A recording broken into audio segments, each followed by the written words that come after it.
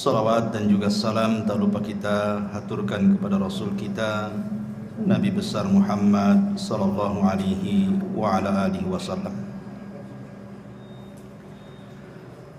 Ma'asyiral muslimin yang dimuliakan Allah Azza wa Jalla, malam ini kita akan membahas biasa sirah para nabi. Tapi ada hal yang menarik untuk kita bahas di malam hari ini tentang 10 fitnah yang akan melanda di akhir zaman. Ma'asyiral muslimin yang dimuliakan Allah Subhanahu wa taala. Hudzaifah ibn al-Yaman radhiyallahu anhu suatu ketika bermajlis dengan Amirul Mukminin Umar bin Khattab radhiyallahu an, sahabat-sahabat yang lainnya. Kemudian Umar radhiyallahu an mengatakan, ayyukum sami'a Rasulullah sallallahu alaihi wasallam yadhkurul fitan. Siapa di antara kalian yang mendengar dari Nabi sallallahu alaihi wasallam saat Rasul menyebutkan tentang fitnah-fitnah yang akan muncul?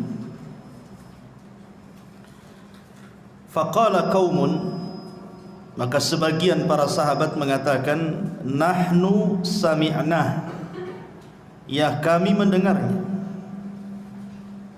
Faqala la'allakum ta'nuna fitnatar rajuli fi ahlihi wa jari. Maka Umar mengatakan, boleh jadi yang kalian sangkakan itu kalian mendengar soal fitnah seseorang, keluarga dan tetangganya. Maka sahabat yang lain mengatakan, ajal ya, tentu. Maka Umar mengatakan, tilka tukaffiruha as-salatu was-siyamu was-sadaqatu. Kalau hanya itu fitnah-fitnah yang kalian maksud, itu bisa dihapus dengan salat, puasa dan sedekah. Walakin, akan tetapi, kata Umar, yang aku tanyakan bukan itu. Ayyukum sami'an nabiyya sallallahu alaihi wasallam yadhkurul lati tamuju maujal bahri. Yang aku tanyakan adalah fitnah yang akan menghantam kalian seperti gelombang lautan yang akan menghempaskan kalian. Qala Hudzaifah, maka Hudzaifah berkata, fa askatal qaum, maka sahabat yang lain pun terdiam. Faqultu ana, kata Hudzaifah, aku tahu. Qala, maka Umar mengatakan, anta lillah wa abu. Wahai Hudzaifah, demi Allah, ceritakan fitnah itu. Maka Hudzaifah ibn al-Yaman mengatakan, sami'tu Rasulullah sallallahu alaihi wasallam tu'radul fitan 'alal qulubi kal hasiri 'udan 'udan.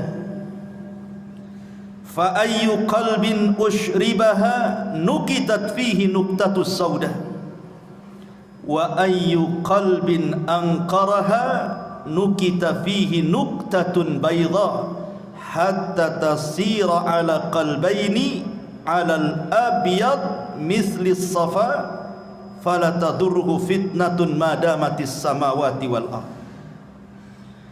Wal akharu aswad murbadan kalkuzin muzakhiyah la ya'rifu ma'rufan wa la yunkiru munkaran illa ma ushriba min hawahu. Apa kata Hudzaifah? Kata Hudzaifah ibn al-Yaman radhiyallahu anhu, dia mengatakan, fitnah akan dihamparkan ke hati-hati setiap manusia seperti tikar dihamparkan sehelai demi sehelai. Maka hati mana saja yang akan menyerapnya, maka akan berbekas satu titik hitam padanya. Dan hati mana saja yang mengingkarinya, maka akan berbekas titik putih di hatinya. sehingga keadaan hati manusia menjadi dua bagian. Ada hati yang putih bersih seperti batu licin yang tidak terpengaruh oleh fitnah selama langit dan bumi tegak, tapi juga ada hati yang hitam kelam berdebu seperti cangkir yang terbalik. Akibatnya dia tidak mengenal yang ma'ruf, tidak pula mencegah yang mungkar. Dia hanya menyerap apapun yang bersumber dari hawa nafsunya. Hadis ini dikeluarkan oleh Imam Muslim dan yang lain. Perhatikan hadis ini ma'asyiral muslimin yang dimuliakan Allah Subhanahu wa taala. Nabi SAW menceritakan lewat lisan Hudzaifah Ibnul Yaman yang mendengar langsung dari Nabi, bahwa nanti fitnah itu akan dihamparkan di tengah-tengah manusia seperti tikar yang dihamparkan berhelai-helai. Kemudian kata Hudzaifah Ibnul Yaman, beliau mengatakan, fa ayyu qalbin usyribaha, siapapun yang kemudian punya hati dan menyerap fitnah itu, maka hatinya akan diletakkan titik hitam. Siapapun yang mengingkari fitnah itu, maka Allah akan letakkan titik putih di hatinya. Di sini Nabi SAW mengisyaratkan bahwa di akhir zaman akan banyak fitnah yang muncul, dan fitnah itu mengotori hati setiap manusia kecuali orang-orang yang Allah rahmati. Kenapa di sini Nabi SAW bicara soal hati? Karena masuknya fitnah itu dari hati. Masuknya fitnah itu dari hati. Makanya Rasul bercerita tentang hati. Karena kemuliaan manusia juga ada pada hati, sebagaimana kehinaan manusia juga ada pada hatinya. Lihat ketika Allah Subhanahu wa taala bersumpah dengan wattini wazzaitun wa turi sinina wa hadzal baladil amin. Allah bersumpah dengan apa? Dengan dua buah. Yang pertama tin dan zaitun. Yang kedua bersumpah dengan dua tempat, Tur, maksudnya bukit Tur di mana Musa mendapatkan Taurat, wa hadzal baladil amin, dan juga dengan Mekah. Apa kaitannya dua tempat dengan dua buah itu? Bukit Tur adalah bukit yang sangat suci, makanya Allah katakan muqaddasi tuah, bukit yang disucikan. Dan Mekah juga negeri yang disucikan oleh Allah Azza wa Jalla. Lalu apa kaitannya dengan tin dan zaitun? Tin dan zaitun itu maksudnya diarahkan ke Palestina, karena di Palestina inilah banyak tumbuh tin dan zaitun, maksudnya Masjidil Aqsa. Jadi Allah bersumpah dengan tempat-tempat suci. Aqsa tempat suci, Bukit Tur tempat suci, Mekah juga tempat suci. Kemudian setelahnya Allah Subhanahu wa taala bicara soal kondisi dua manusia. Manusia yang pertama fi ahsani taqwim, sebaik-baik ciptaan, dan manusia yang kedua aradatnahu fi asfala safilin, manusia yang direndahkan serendah-rendahnya, bahkan boleh juga lebih rendah dibandingkan binatang. Dari sini menunjukkan bahwa kebersihan hati itu bisa mengangkat derajat manusia, dan kekotoran hati itu bisa merendahkannya. Makanya Allah mengatakan qad aflaha man zakkaha wa qad khaba man dassaha. Sungguh beruntung orang-orang yang membersihkan hati, dan sungguh rugi dan tidak beruntung orang-orang yang mengotorinya. Ma'asyiral muslimin yang dimuliakan Allah Subhanahu wa taala, dari sini kita bertolak bahwa nanti di akhir zaman hati kita akan diuji dengan berbagai macam fitnah. Kalau hati kita mudah mendapatkan fitnah, maka Allah letakkan titik hitam dalam hati kita. Ketika semakin banyak titik hitam itu, maka hati akan susah dapat hidayah. Makanya Rasul mengibaratkan kalkuzi muzahiyah, seperti cangkir yang terbalik. Anda tahu cangkir? Inilah cangkir. Ini cangkir. Kalau dibalik, maka tidak akan ada lubang di belakangnya. Walaupun kita isi air cangkir yang terbalik itu, air tidak akan pernah masuk ke dalam cangkir itu.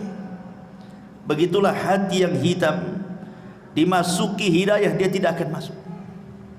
Dia tidak mengenal yang ma'ruf, mereka justru malah kenal dengan yang mungkar. Setiap yang disuruh oleh hawa nafsunya dia terima. Dari sini ma'asyiral muslimin yang dimuliakan Allah Azza wa Jalla, manusia akan diuji dengan berbagai macam fitnah. Maka malam ini kita akan bicara tentang 10 fitnah akhir zaman.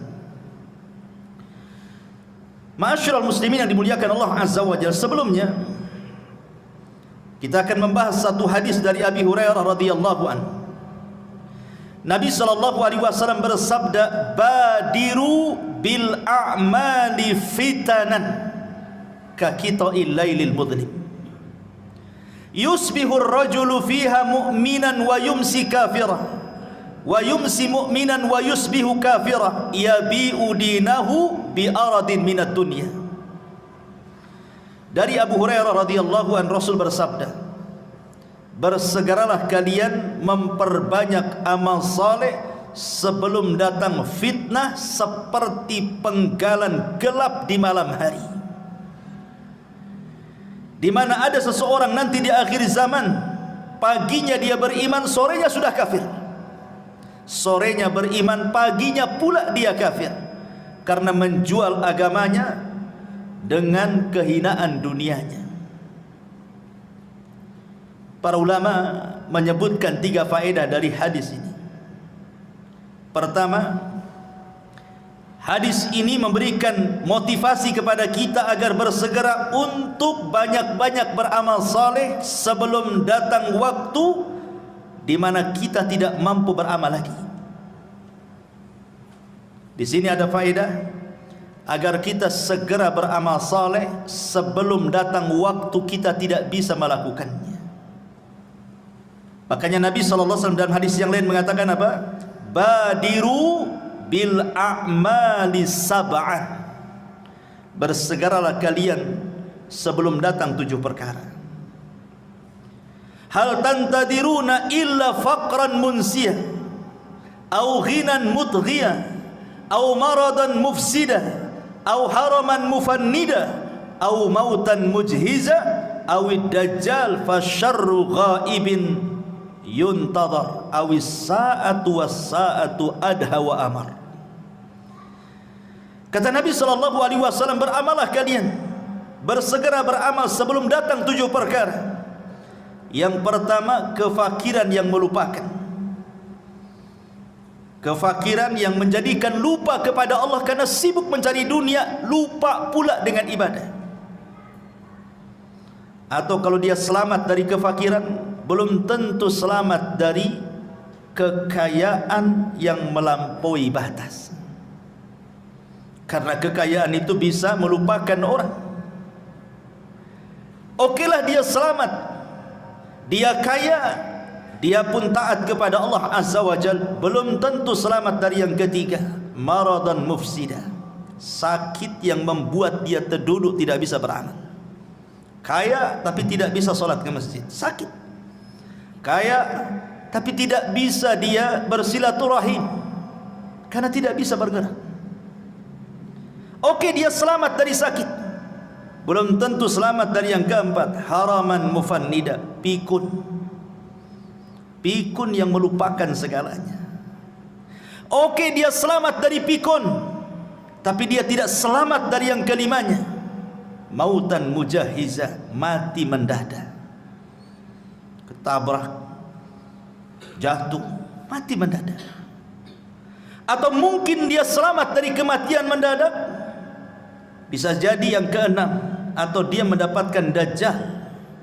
Dan dajjallah seburuk-buruk fitnah yang tersembunyi yang ditunggu oleh setiap manusia. Oke, dia selamat dari dajjal, dia tidak selamat dari kiamat. Ini 7 perkara. Kata Rasul, bersegera beramal soleh sebelum datang 7 perkara ini. Kemudian faedah yang kedua dari hadis ini memberikan satu isyarat bahwa di akhir zaman nanti akan banyak terjadi berbagai macam fitnah, di mana datangnya fitnah ini beruntun, belum selesai yang ini datang yang itu, belum selesai yang itu datang yang lainnya pula. Makanya Nabi SAW juga mengatakan, badiru bil a'mali sittah, bersegeralah kalian untuk beramal soleh sebelum datang 6 perkara. Imaratus sufaha, munculnya para pemimpin-pemimpin jahil yang merusak agama dan dunia. Kasratus syurat, banyaknya keamanan negara karena banyak kerusuhan di mana-mana. Wa bai'ul hukmi, jual beli hukum di pengadilan, membayar pengacara, membayar saksi, menyogok hakim. Istighfafan biddima, murahnya sebuah darah, pembunuhan mudah sekali, seolah-olah yang membunuh tidak tahu kenapa dia bisa membunuh, yang dibunuh makin bingung kenapa bisa dibunuh. Au qati'atir rahim, banyaknya orang memutus silaturahim. Au nasyun yattakhiduna al-Qur'ana mazamir, atau Al-Quran hanya disamakan dengan nyanyian. Orang mengundang orang itu untuk membaca Quran hanya untuk dinikmati lagunya, bukan untuk ditadaburi. Yuqaddimuna ahadahum liyughanniyahum wa in kana aqalluhum fikha, hanya diundang untuk mengaji, dinikmati lagunya walaupun dia tidak paham soal fikihnya. Dan fitnah ini banyak, ini hanya sekelumit bahwa Rasul akan menjelaskan di akhir zaman akan muncul yang seperti ini. Ini belum selesai, tumbuh yang itu yang selesai, datang pula yang lainnya, dan begitu seterusnya. Dan yang ketiga, zaman kita ini ikhwan adalah zaman fitnah dan ujian, serta manusia disibukkan dengan urusan dunia itu luar biasa. Dan ingat, kata Imam Ibnul Qayyim rahimahullah ta'ala mengatakan sumber fitnah itu 2, syahwat dan syubhat, dan itu berasal dari 4 perkara: iblis, dunia, pemikiran sesat, dan hawa nafsu. Inilah yang kita akan bahas. 10 fitnah ini bersumber dari 4 perkara, yang dikerucutkan lagi bersumber dari 2 perkara, syubhat dan syahwat. Ma'asyiral muslimin yang dimuliakan Allah Subhanahu wa taala. Yang pertama, fitnatul mal, fitnah harta.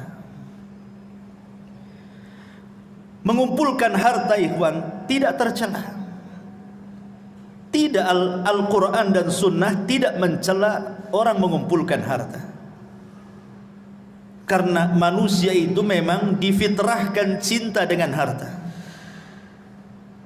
Allah mengatakan, wal 'adiyati dhabha fal muriyati qadha fal mughirati subha fa atharna bihi naq'an fa wasatna bihi jam'an innal insana li rabbih lakanud wa innahu li hubbil khairi lasyadid. Manusia itu cinta kepada harta luar biasa. Artinya setiap manusia difitrahkan cinta harta. Tidak ada manusia yang tidak cinta harta. Dusta kalau ada orang enggak cinta harta itu. Semua orang cinta harta. Tetapi ma'asyiral muslimin, walaupun mengumpulkan harta tidak tercela secara mutlak, akan tetapi perlu diingat bahwa di dunia ini bukan tempat kita tinggal. Artinya kalau ada orang dari muda sampai tua hartanya banyak, sampai mampu kembali apa saja yang ia kehendaki, tetap saja dunia itu pendek bagi dia. Ada masanya dia meninggalkan harta itu. Makanya Abdullah ibn Abbas radhiyallahu anhu mengatakan, "Lau anna libni Adam wadiyan min dhahabin ahabbu an yakuna lahu wadiyani walan yamla'u fahu illa turab wa yatubullahu ala man tab." Kalaulah anak Adam ini meminta satu lembah emas dan Allah berikan, pasti dia berkehendak untuk mendapatkan lembah-lembah emas yang lainnya. Itulah fitrah manusia. Ada orang yang berkeinginan, saya kalau sudah punya rumah, punya kendaraan, punya ini, punya itu, sudahlah, saya akan tenang-tenang, saya akan menikmati. Rupanya tidak juga. Setelah keinginannya tercapai, rupanya makin gila lagi keinginannya. Begitulah harta, ikhwatu fiddin, muliakan Allah subhanahu wa ta'ala, menjadi fitnah. Fitnah bagi pemiliknya. Ma'asyiral muslimin yang dimuliakan Allah azza wa jalla, dari segi mana fitnahnya harta itu? Begini ikhwan, kenapa harta menjadi fitnah itu? Kalau orang terus mencari harta, keinginannya tercapai, rumah sudah kebeli, kendaraan sudah kebeli, dia pun mampu membuat usaha, hartanya banyak. Terkadang manusia takut kalau seandainya kekayaannya hilang. Ketika ada kekhawatiran hilang hartanya, inilah kemudian dia berubah menjadi jahat.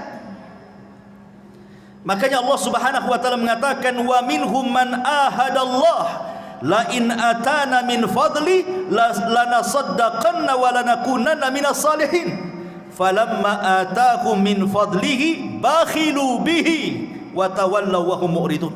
At-Taubah 75-76. Ada di antara manusia yang berjanji kepada Allah subhanahu wa ta'ala, kalau Allah memberikan kepadaku harta yang banyak, aku akan sedekah, aku akan menjadi orang baik. Ketika Allah berikan betul-betul harta itu, apa yang terjadi? Bakhilu bihi, dia pun menjadi orang yang paling bakhil. Kemudian wa tawallaw wa hum mu'ridun, dia pun berpaling dan tidak mau dekat dengan Allah subhanahu wa ta'ala. Disitulah letak fitnahnya. Orang kalau sudah kemudian punya harta, takut pula dia kehilangan harta. Karena dia takut kehilangan harta, bukan dia yang kuasai harta, harta pula menguasai dia. Disitulah bahayanya. Makanya ketika Allah subhanahu wa ta'ala menguji kita dengan zakat dan sedekah, perhatikan, terkadang kita harus memberi zakat dan sedekah kita ini kepada orang yang tidak ada kait mengait dengan usaha kita. Orang yang kita kasih itu terkadang dia tidak membantu usaha kita, bahkan mungkin gak kenal kita dengan dia, tapi kita dituntut memberinya, padahal dia tidak punya andil dengan kekayaan kita. Itu ujian harta namanya. Bisa kita memberi kepada orang yang tidak kenal dengan kita. Lain kalau seandainya kita memberi pekerja dalam usaha kita, wajar karena dia andil dalam usaha kita. Ini orang gak pernah kerja sama kita, gak pernah memberi modal sama kita, kenal pun tidak, tahu-tahu menjulurkan tangannya minta sedekah dari kita. Di sini diuji oleh Allah, mau memberi atau tidak. Disinilah fitnah harta itu muncul. Makanya Qarun adalah orang yang paling dekat dengan Nabi Musa, ahli dan pakar Taurat. Ketika membaca Taurat paling indah suaranya, orang suka dengan Qarun. Itu lagi miskin-miskinnya.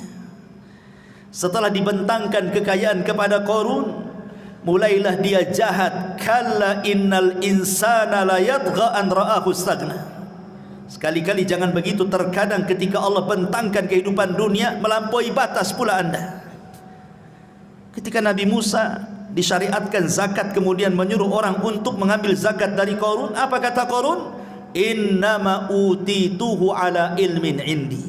Enak saja kau datang ngambil zakat dariku, sementara kekayaanku ini hasil jerih payahku, lelah letih aku mencarinya. Qarun menjadi bakhil.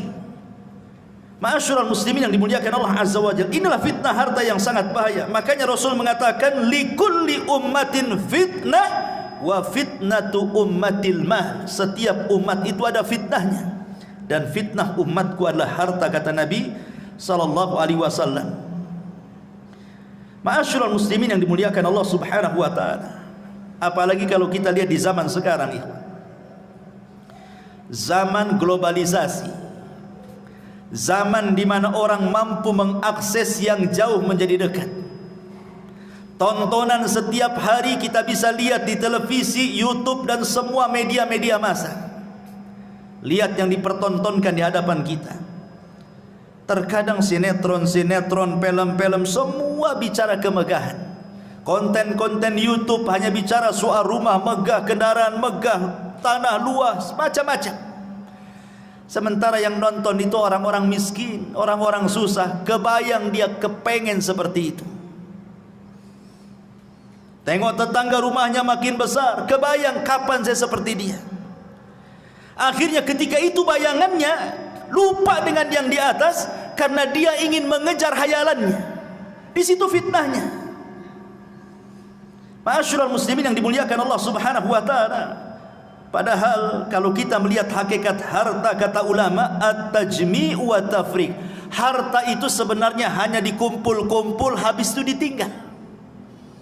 Coba lihat orang-orang yang kaya miliarder itu, triliunan uangnya itu, kekayaannya masih numpuk di atas bumi, dia pula sudah pulang ke bawah bumi. Siapa yang menikmati itu? Dia lelah mencari harta, lelah berkeringat dari muda sampai tua jadi orang kaya. Habis itu terkena penyakit, mati. Dia belum sempat menikmati kekayaannya. Siapa yang menikmati? Ahli warisnya. Terkadang ahli warisnya tidak bersyukur dengan kekayaan ditinggalkan orang tuanya. Tidak ada pun dia bersedekah untuk orang tua yang sudah mewariskan hartanya, kan? Itulah fitnah harta di sini. Tajmi wa tafriq. Ini yang pertama. Yang kedua, fitnatul jah. Fitnah kedudukan, fitnah kekuasaan, fitnah kepemimpinan, fitnah ingin terkenal, dihargai orang, disambut orang, ingin dipuji orang, ingin disanjung orang, takut kehilangan kekuasaannya, takut ditinggalkan orang, takut tidak dihargai lagi. Akhirnya apa yang terjadi? Dia pun tagha, persis seperti Firaun, tagha melampaui batas. Karena memang tabiat fitnatul jah ini, ikhwan, fitnah kekuasaan ini identik dengan fitnah keserakahan. Orang kalau sudah berkuasa, dia tidak mau jatuh lagi. Karena sudah enak duduk di kursi, tak mungkin dia pula duduk di lantai. Sehingga dengan daya upaya dia akan mempertahankan itu. Lalu fitnahnya di mana? Fitnahnya di sini, ketika dia berpikir akan jatuh, dia sudah terbayang itu. Sudah tidak ada lagi acara-acara resmi kerajaan, pemerintah, tidak ada lagi sambutan-sambutan, tidak ada lagi sanjungan-sanjungan, tidak ada lagi pujian-pujian, tidak ada lagi semuanya. Halaka anni sultaniyah, hilang kekuasaannya. Umar bin Abdul Aziz rahimahullahu ta'ala, ketika dia sedang sakit parah, dia minta dipapah ke kuburan. Kemudian dia pandang kuburan itu, kemudian dia menangis. Kemudian dia berteriak dan mengatakan, ma aghna anni maliyah, halaka anni sultaniyah, katanya. Kalau seandainya aku mati, kata Umar bin Abdul Aziz, tidak ada manfaat harta yang menumpuk di depan saya. Tidak pun kekuasaan akan hilang begitu saja. Belum mati nih, orang yang jatuh dari kekuasaan itu sudah stres dulu deh. Karena sudah tidak ada lagi yang menghargai dia. Apalagi tabiat orang yang berkuasa itu, kalau sudah naik rezim yang lain, dia akan menjatuhkan rezim sebelumnya. Dan begitu seterusnya itu. Dari zaman ke zaman seperti itu.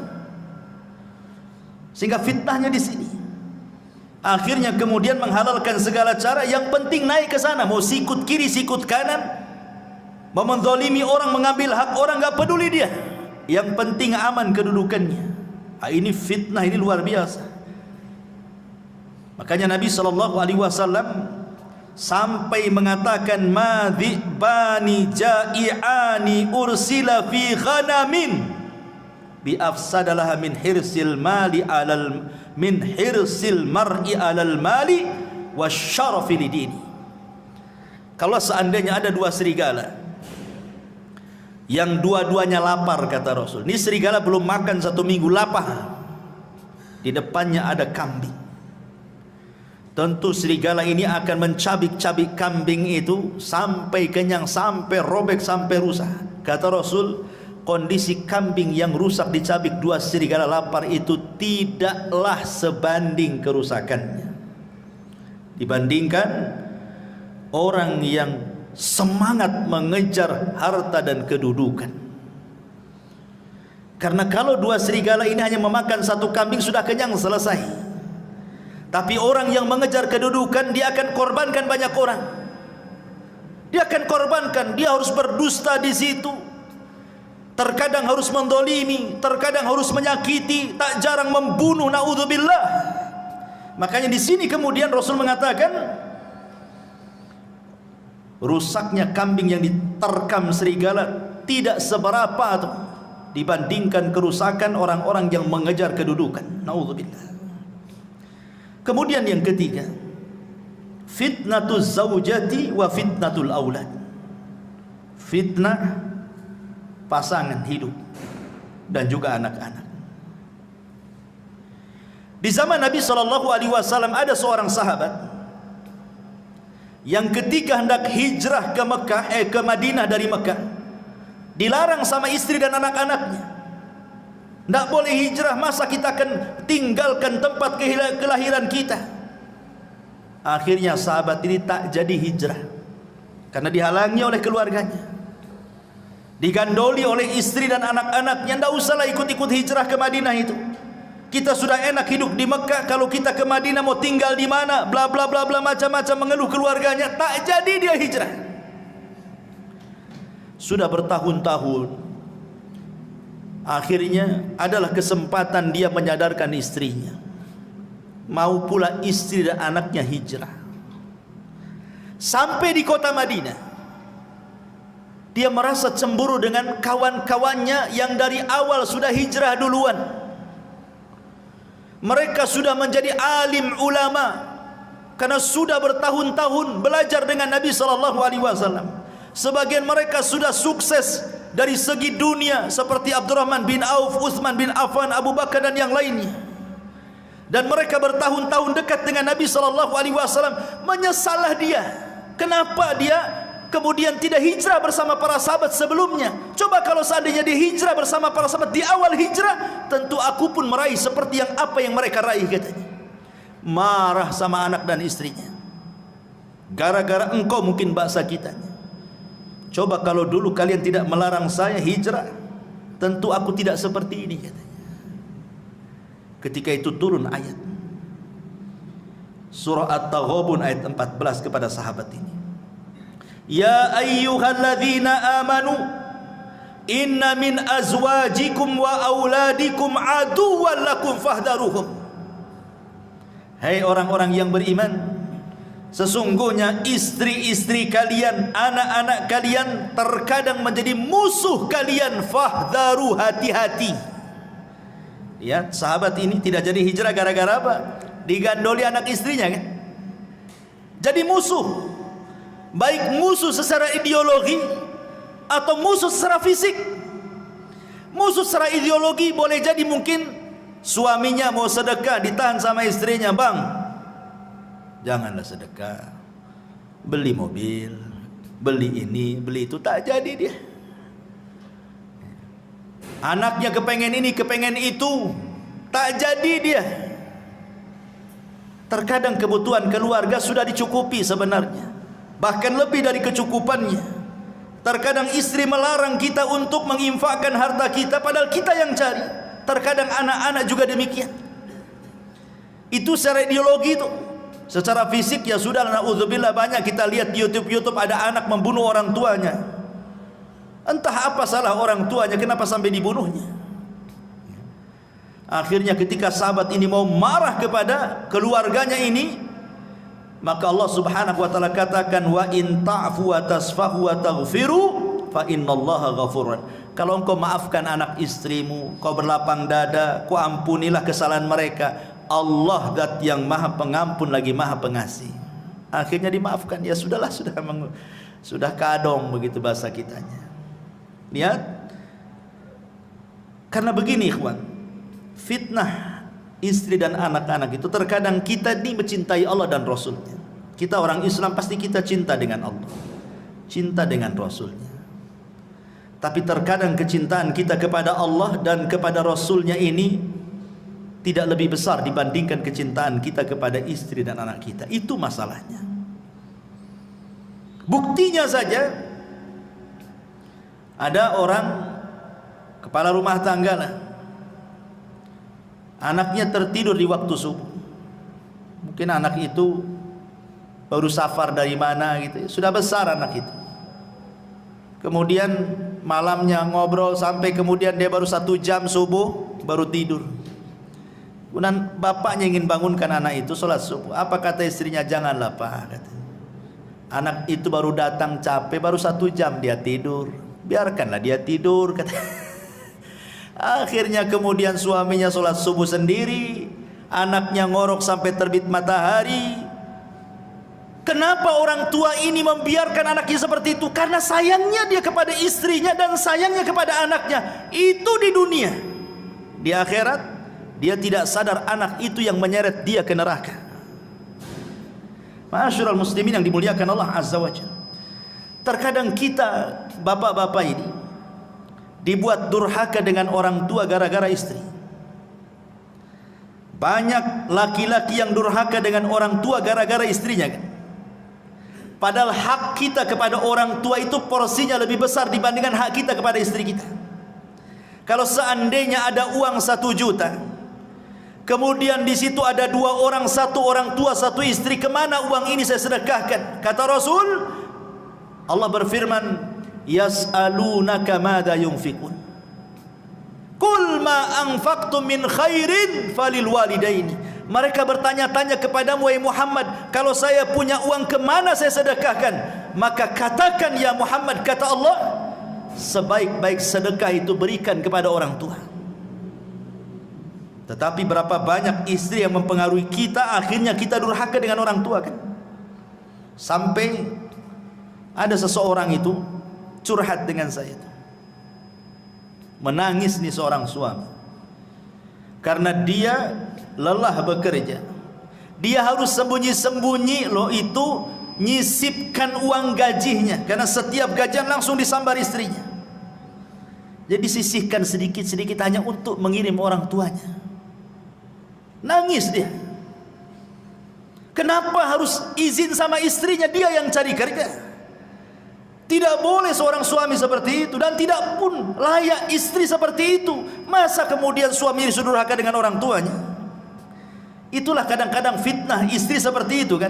Atau lebih daripada itu, dibuatnya kita ini memutus silaturahim dengan kerabat. Setiap mau ngirim, mau ngasih bantuan, istri pula tak boleh kan. Akhirnya terputuslah silaturahim. Naudzubillah. Terkadang juga bisa bertengkar dengan tetangga lo gara-gara istri dan anak-anak kan Pak ya. Padahal yang salah anak kita sebenarnya. Kalau kita mau meneliti kasusnya, yang salah itu anak. Tapi kita kadang orang tua terpengaruh dengan sayangnya kepada anak, dilabraknya tetangga. Anaknya sudah akur salaman dengan sesama anaknya, kita pula 7 turunan dendamnya tak habis-habis. Ya kan? Fitnah. Ya.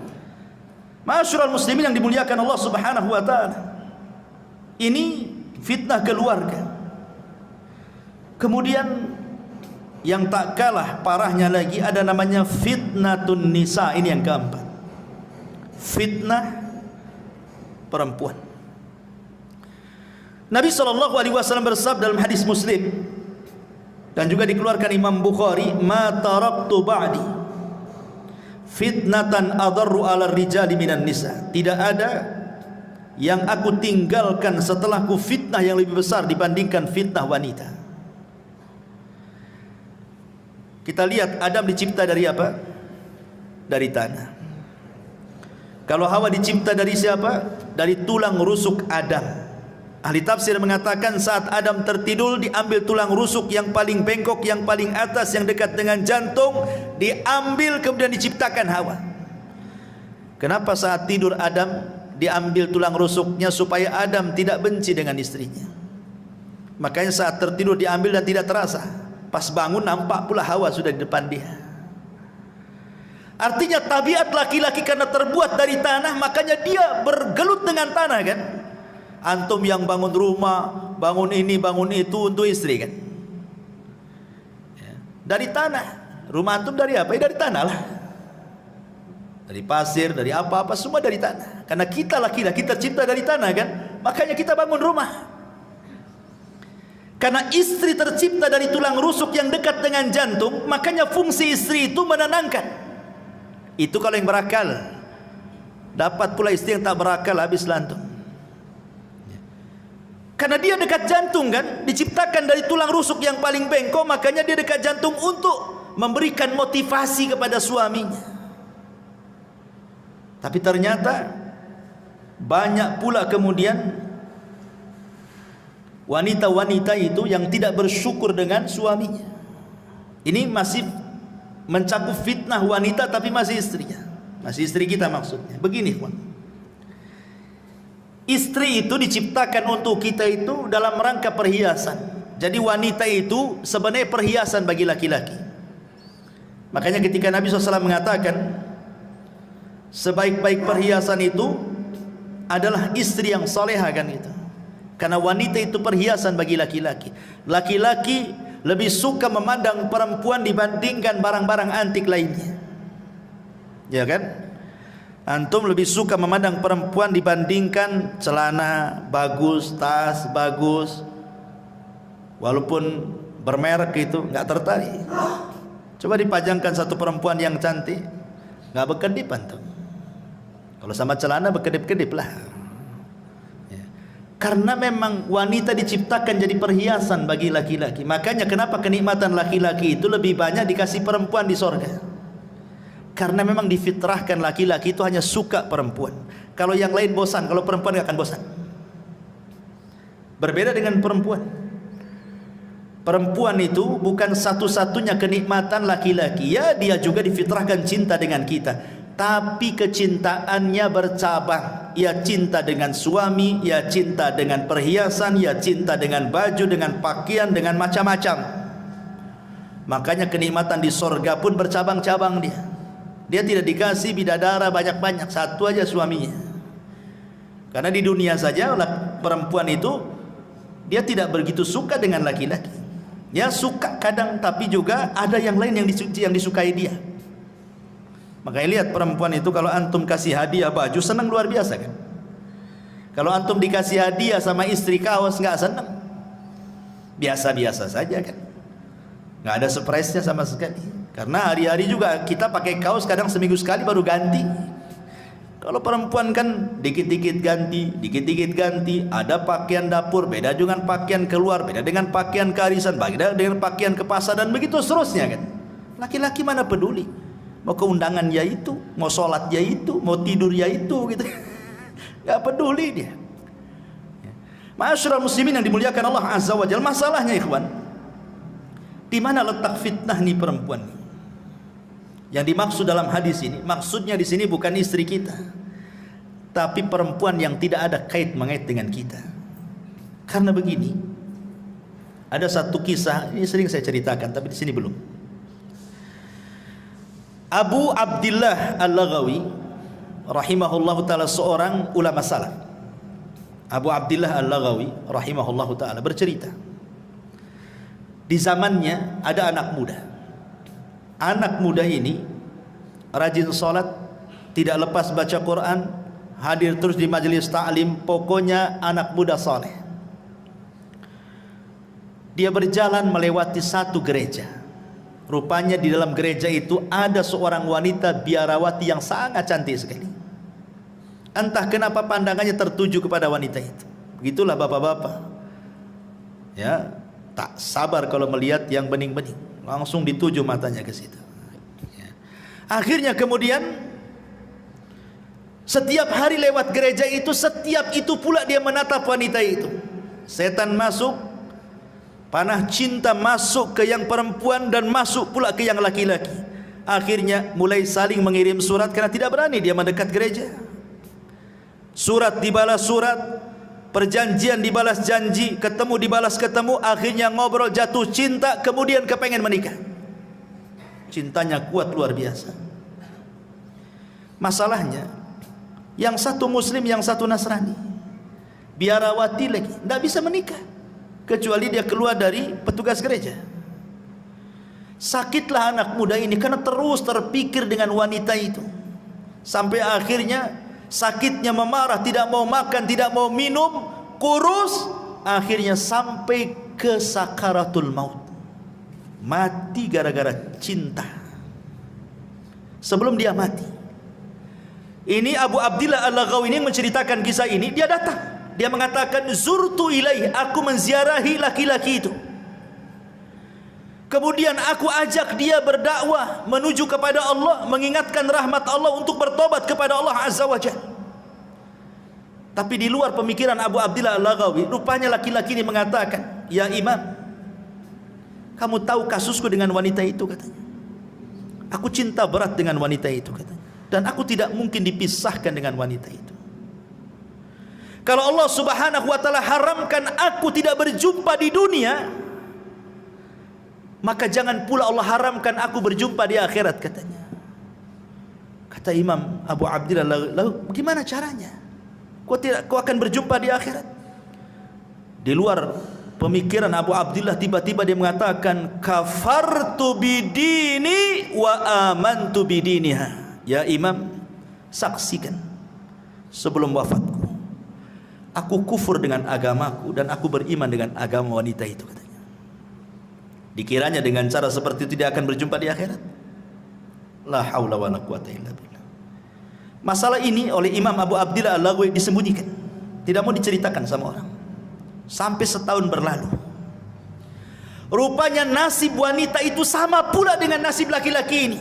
Dia kepikiran laki-laki itu, akhirnya kemudian kurus kering, tidak makan, tidak minum, sakit, sampai pun hampir sakaratul maut. Ini Abu Abdillah Al-Laghawi ini mencoba ziarah kepada wanita itu yang masih Nasrani itu, karena sakit parah memikirkan si bujang tadi. Kemudian kata Imam Abu Abdillah, masya nukia fulana, ada apa dengan kamu, kenapa seperti ini? Kata wanita ini, engkau sudah tahu kasusku dengan anak muda muridmu itu, wahai Imam. Aku cinta dengan dia. Janganlah Allah Subhanahu wa ta'ala pisahkan aku di akhirat. Sudahlah Allah pisahkan aku di dunia, jangan pula Allah pisahkan aku di akhirat. Kata Imam Al-Laghawi, lalu bagaimana caranya? Amantu bidinihi wa kafartu bidini. Aku beriman dengan agama dia dan aku kufur dengan agamaku. Subhanallah, terbalik-balik.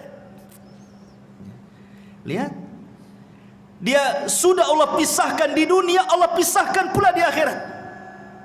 Nggak ketemu tuh.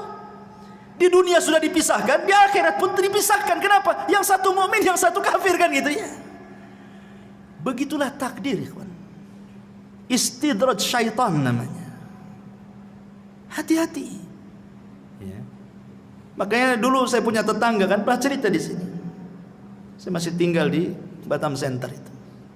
Kasusnya kurang lebih dengan kasusnya yang diceritakan Abu Abdillah Al-Laghawi ini. Tetangga, depan-depanan rumahnya. Dia seorang wanita muslimah menikah dengan laki-laki Nasrani karena kaya. Akhirnya dia masuk Nasrani wanita ini, sampai punya anak banyak. Walaupun nasihati sama istri juga tak dengar juga.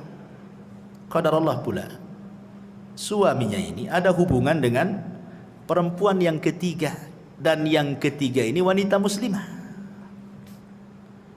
Ketahuan, cekcok, cerai. Akhirnya si laki-laki ini menikah dengan wanita muslimah, tapi syaratnya dia harus mu'alaf. Pertama, dia memurtadkan orang. Sekarang dia menikah dengan wanita muslimah, dia pula yang murtad dari agamanya masuk ke dalam Islam. Terbalik-balik dunia, ikhwan. Inilah dunia dalam berita namanya. Ya. Ma'asyiral muslimin yang dimuliakan Allah Azza, begitulah hidayah. Makanya fitnah perempuan ini sampai kepada taraf kufur. Sampai seorang ulama bercerita, dulu ada seorang hafidul Quran, betul-betul menghafal Quran. Hafal Quran di kepalanya. Ketika dia ikut jihad perang melawan tentara orang-orang Nasrani. Dalam Islam kan wanita tidak disuruh perang. Wanita itu ikut perang ya untuk mengobati orang yang keluka, masak dan begitu seterusnya kan dalam peperangan. Tapi maju di front terdepan itu tidak ada wanita dalam Islam seperti itu. Tapi orang-orang kafir biasa, mereka tentara wanita itu di depan. Rupanya anak muda yang hafal Quran ini digoda pula oleh salah satu tentara wanita Nasrani, diteriaki. Akhirnya entah kenapa kemudian masuk pula kesukaan laki-laki ini kepada wanita Nasrani, padahal musuh perangnya itu. Sampai dia terbayang-bayang satu malam tak bisa tidur. Kemudian dia mengintai-ngintai di manalah tenda wanita itu, padahal musuhnya tuh. Setan masuk betul pada hatinya, sampai dia datang kepada komandannya yang Nasrani itu, ditunjukkan di mana wanita itu. Tapi kata komandannya, tidak bisa, kau ini seorang muslim, kau musuhku katanya. Kata laki-laki anak muda ini, gimana caranya agar aku bisa ketemu dan kenalan dengan wanita itu? Gampang, murtad dari agamamu, jadilah kau Nasrani, kau jodohkan kau dengan dia katanya. La haula wala quwwata illa billah. Betul. Akhirnya dia murtad, hafal Quran, murtad, jadi Nasrani gara-gara perempuan. Kemudian menikah. Setelah beberapa tahun berjumpalah dengan kawan-kawan yang muslim ini. Kemudian ditanya anak muda ini, "Ya fulan, aina Qur'anuk? Aina salatuk? Aina ibadatuk?" Di mana Qur'anmu? Di mana salatmu? Di mana ibadahmu katanya. Dia mengatakan, "Demi Allah, sudah hilang di kepalaku kecuali hanya satu ayat." Cuma satu ayat katanya. 30 juz hilang kecuali satu ayat. Kata seorang muslim, hat ainal ayat. Kalau begitu bacakan ayat yang tinggal tersisa satu ayat itu katanya. Kemudian dia mengatakan, ma yawaddul ladzina kafaru law kanu muslimin. Apa artinya? Ma yawaddul ladzina kafaru, nanti pada hari kiamat orang-orang kafir itu yawaddu, berkeinginan kalau mereka menjadi seorang muslim. Itu pula yang diingat ayatnya. Subhanallah. Itu kan nyindir dia, bodoh itu bahasanya kan itu. Nanti pada hari kiamat orang-orang kafir itu kepengen mereka jadi Islam, kok kamu pula jadi Nasrani, gitu maksudnya. Itu pula yang dihafalnya itu. Makanya dahulu ada seorang alimin ulama ahli sunnah namanya Imran ibn Hittan. Ini seorang ulama tabi'in yang menceritakan Muhammad ibn Sirin, seorang alimin ulama tabi'in. Imran ibn Hittan ini seorang pakar hadis, pakar tafsir, pakar syair dan macam-macam ilmu, sampai dijuluki ulama hadis di zaman itu. Tertarik dengan seorang wanita. Wanita ini anak daripada pamannya, sepupuan dengan dia. Cantik jelita. Masalahnya satu keluarga pamannya khawarij semuanya. Bahasa kitanya teroris semuanya. Dinasihatilah oleh kawan-kawan, ya Imran, jangan menikah dengan dia, nanti kau keseret dengan khawarij katanya. Kata Imran bin Hittan, nah tidak, enggak mungkin. Aku sudah kokoh dengan akidah ahli sunnahku, tidak mungkin aku masuk khawarij. Dinasihati tak bisa. Nikah pula dia betul-betul melamar wanita anak pamannya. Subhanallah, dengan seiringnya waktu tahun berlalu, rupanya dia terpengaruh dengan khawarij. Jadilah tokoh khawarij dia. Jangan sangka kita ini sudah punya iman, punya Islam, dekat-dekat dengan syubhat itu, jangan. Nabi saja mengkhawatirkan Umar dengan agamanya saat memegang lembaran Taurat. Apa kata Rasul? Ya Umar, amutahawikun anta ya ibnal Khattab.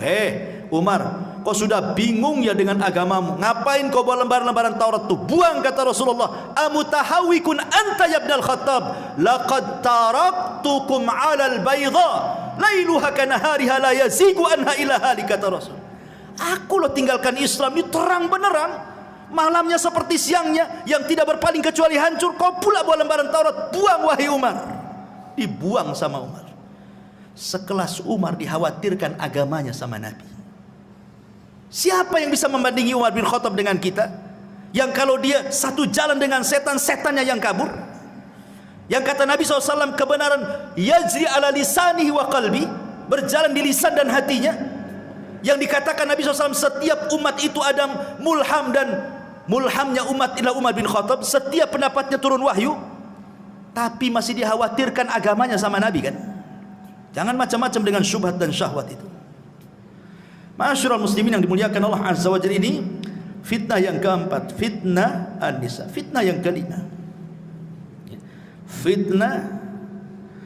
fitnatul at-tughyan wa dhulmi.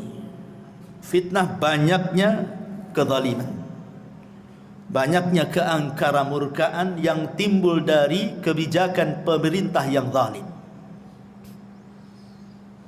Kita bisa rasakan bagaimana ketika ada kebijakan-kebijakan yang tidak pro rakyat kan. Pamannya ini naik, itu naik, ini naik, itu naik, semua rakyat menjerit kan. Itu fitnah, bagian daripada fitnah. Tetapi walaupun demikian kata Nabi SAW, isbiru, sabar. Sabar kata Rasul. Selama para pemimpin itu masih sholat, masih menampakkan Islamnya, sabar. Kecuali mereka sudah kufrun bawahan indakum minallahi burhan kata Rasul. Kalau dia sudah kufur dan ada bukti kekufurannya, boleh kita berontak. Tapi kalau dia masih nampak sholat, pakaiannya juga masih Islam, masih pakai peci, masih nampak sholat di masjid, kita sabar. Kita doakan mudah-mudahan semakin baik, semakin baik, semakin baik. Karena ini fitnah masalahnya.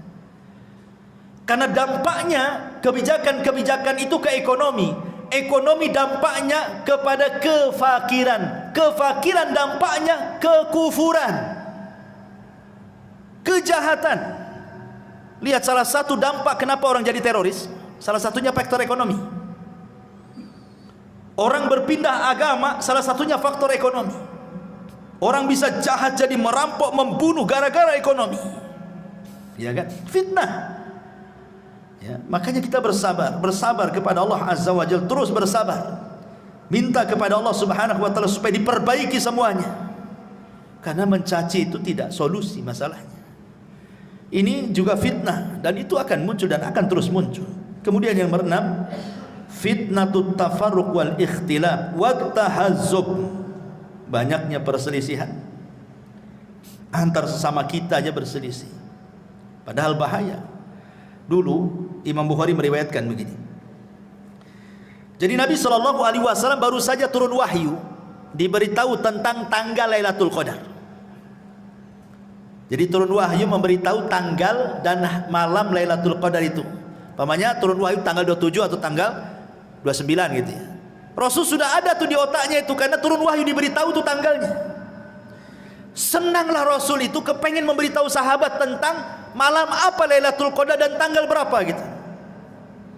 Akhirnya keluar rumah, ingin kasih tahu, maksudnya saking senangnya Rasulullah. Di tengah jalan ada dua sahabat bertengkar, melengking-lengking suaranya, saling mengotot keduanya. Akhirnya Nabi SAW sibuklah melerai dua orang ini sampai dilupakan tanggal dan malam Lailatul Qadar itu. Karena sibuk ini, sehingga ketika sudah selesai ini melerai keduanya, lupa dia tanggal berapa tadi, dilupakan sama Allah. Dari sini menunjukkan ikhwatu fillah bahwa perselisihan itu sebab mahkul khair wal barakah, diangkatnya kebaikan dan keberkahan sebab perselisihan ini. Coba kalau seandainya kasusnya seperti kasusnya Imam Syafi'i dan muridnya Yunus ibn Abdil A'la As-Sadafi rahimahullahu ta'ala. Jadi Yunus ibn Abdil A'la As-Sadafi ini muridnya Imam Syafi'i. Suatu ketika berdebat dengan gurunya, entah masalah apa perdebatannya, sampai meninggi suaranya. Akhirnya dia angkat kaki dari majelisnya Imam Syafi'i, kemudian pulang dan tidak pernah muncul lagi di majelis itu. Imam Syafi'i rahimahullahu ta'ala akhirnya mencoba mendatangi muridnya Yunus ibn A'la As-Sadafi. Kemudian setelah sampai di rumahnya, dia menasihati, ya Yunus, la tuhawil al-intisar fi kullil ikhtilaf, fa ahyanan kasbul qulub awla min kasbil mawaqif. Yunus, kata Imam Syafi'i, janganlah setiap perselisihan itu kau bela habis-habisan pendapat, karena menutup hati supaya terus bersama itu lebih utama dibandingkan mempertahankan pendapat. Bukankah persamaan kita lebih banyak dibandingkan perbedaan? Ya Yunus, la tahdamil jusur allati banaitaha wa 'abbartaha farubbama tahtaju lil 'audati yawman ma. wahai Yunus, janganlah kau hancurkan tu jembatan itu yang engkau sudah bangun sendiri dan kau lewati. Boleh jadi suatu hari kau pengen lewat jembatan itu sementara sudah hilang pula jembatannya. Artinya kalau benci, janganlah benci mati, nanti kau juga akan datang lagi kepadaku, gitu maksudnya. Ya Yunus, wahai Yunus, katanya, akrih al-khata'a daiman wala tukrih al-mukhti. Kau boleh benci dengan kesalahan, tapi jangan pula benci orangnya. Ya Yunus, intakidil qaul lakin ihtarimil qail. Yunus, silahkan kau kritik ucapan, tapi hormati yang mengucapkannya. Fa inna muhimmatana an naqdi 'alal mardi la 'alal marid. Karena tujuan kita itu mengobati penyakit, bukan membunuh orang yang terkena penyakit. Maksudnya Imam Syafi'i ingin mengajarkan kepada kita, selama perselisihan itu bukan perselisihan yang boleh jadi mungkin kita keluar dari Islam, sesat akidah kita, ini masih masalah furu sesama kita. Terkadang luar biasa, jangankan lagi sesama murid-murid, ustad-ustadnya pun dijauhi. Kadang-kadang ada orang seperti itu. Tak apa masalahnya. Dan itu terkadang dimunculkan karena fanatik. Fanatik buta kepada tokohnya, kemudian tidak mau tokoh yang lainnya. Dan itu bahaya. Dan ini adalah fitnah ikhtilaf ini.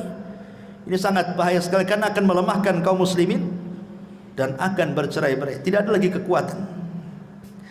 Kemudian yang nomor 7, fitnatu a'immatil mudillin. Fitnah munculnya para duat yang menyesatkan manusia. Kata Rasulullah sallallahu alaihi wasallam, innama akhwafa ma akhafu alaikum al-munafiqu alimul lisan. Sesuatu yang paling aku khawatirkan, kata Rasul, sesuatu yang paling aku takutkan, kata Rasul, munculnya para munafik yang lihai cara berbicara, pandai berdiplomasi, ngomongnya luar biasa, tapi isinya kesesatan semuanya. Makanya kita kadang-kadang lihat YouTube kan, banyak kali jadi ustad-ustad dadakan itu, macam-macam itu seruannya. Sampai saya pernah ceritakan kan, ada seorang dai di Malaysia itu sampai mengklaim dia bisa menyelamatkan murid-muridnya dari neraka kan. Masuklah ke jamaah saya, kalau kalian masuk neraka akan kulempar serbanku, tinggal tangkap ku masukkan ke surga, katanya. Enak kali masuk surga, ada jaminan pula masuk jamaah dia. Ini multi level marketing atau ajaran Islam ini ya, mau cari-cari banyak orang. Bukan begitu ya, bukan semudah orang itu naik surga. Naik surga itu darajat, naik susah. Kalau nerakanya darokat, tinggal jegur saja. Tak perlu belajar masuk neraka itu, tak perlu sekolah tinggi-tinggi, beli saja minum khamar, minum masuk neraka. Ma'asyiral muslimin yang dimuliakan Allah Azza wa Jalla. Kemudian juga karena waktu juga, yang ke-8, fitnatul qatli, fitnah pembunuhan yang disebut dengan al-haraj. Orang mudah membunuh. Zaman sekarang orang mudah membunuh. Kata Nabi SAW, al-qatil la yadri fima qatal wal maqtulu la yadri fima qutil. Orang yang membunuh bingung kenapa dia bisa membunuh, orang yang dibunuh pula bingung kenapa pula bisa dibunuh. Enggak jelas alasannya, main bunuh-bunuhan begitu saja. Gara-gara waris, ya kan? Gara-gara masalah utang piutang, bunuh-bunuhan. Gara-gara soal dendam, bunuh-bunuhan. Macam-macam. Cemburu suami istri cerai, dibunuh pula istrinya. Nah, begitu seterusnya. Ya. Kemudian yang nomor 9, ini yang paling bahaya. Fitnatuddin, fitnah agama. Makanya kenapa Nabi SAW berdoa kepada Allah, Allahumma la taj'al musibatana fi dinina. Ya Allah, jangan jadikan musibah itu terkena kepada agamamu. Silahkan kau uji anakku, istriku, hartaku, usahaku, silahkan, tapi jangan diuji agamaku. Karena kalau sudah yang diuji agama ini bahaya. Orang bisa kufur, bisa syirik, bisa macam-macam, enggak akan bahagia dunia akhirat. Makanya banyak-banyak berdoa kepada Allah, Allahumma la taj'al musibatana fi dinina. Ya Allah, jangan kau jadikan musibahmu menimpa agama. Dan yang terakhir tentu fitnah yang merangkum semua fitnah. Apa itu? fitnatud dajjal. Ini merangkum semua fitnah. Makanya surah Al-Kahfi itu Allah Subhanahu wa taala menceritakan tentang kisah Dzulqarnain. Bicara soal kekuasaan. Allah bicara tentang kisah Ashabul Jannatain, tentang harta dua kebun yang kufur. Kemudian yang ketiga kisah tentang Nabi Khidir dan Musa, kisah tentang ilmu. Kemudian kisah Ashabul Kahfi, kisah soal agama. Karena fitnah itu bisa saja dari agama, bisa saja dari dunia, bisa saja dari kekuasaan, bisa saja dari pemikiran. Dan itu ada pada Dajjal. Makanya kenapa kita disuruh membaca surah Al-Kahfi? Karena terangkum 4 fitnah ini ada pada Dajjal. Wallahu a'lam bishawab. Ini yang bisa sampaikan. Mudah-mudahan ada manfaatnya. Subhanakallahumma bihamdika asyhadu an la ilaha illa anta astaghfiruka wa atubu ilaik. Allahu ta'ala alam. Assalamualaikum warahmatullahi